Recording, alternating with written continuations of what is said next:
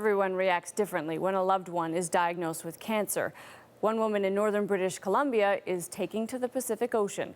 Dana McKay plans to swim from Prince Rupert back to her First Nations community, almost 60 kilometers away, to raise money and awareness in the fight against cancer. Chris Brown has her remarkable story.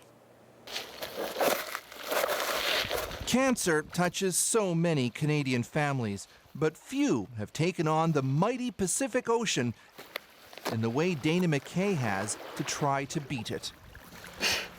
I'm doing it for Billy, my Uncle Billy.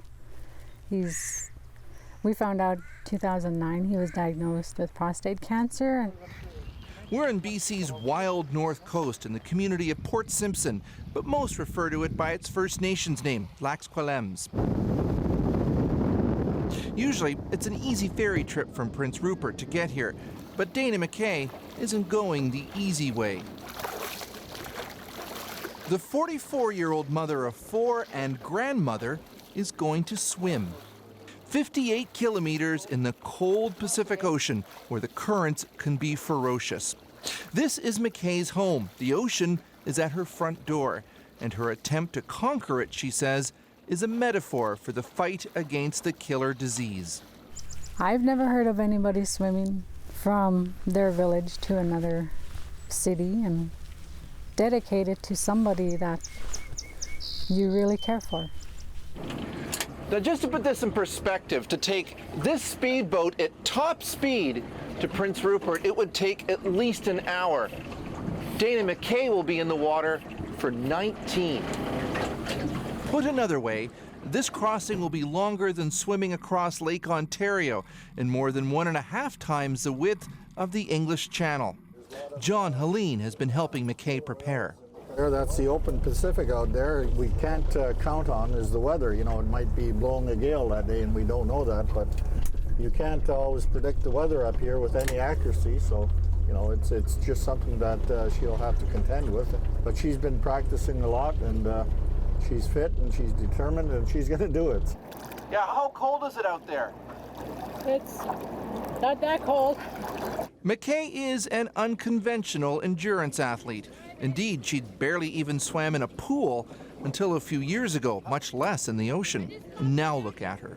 Oh God, I love being out here. Now I know what the fishermen feel like when they're on the boats. And as soon as they see it nice and calm, or days like this, they want to be out on the water. So for me, I want to be in the water. 1 more hour of falling tide to go.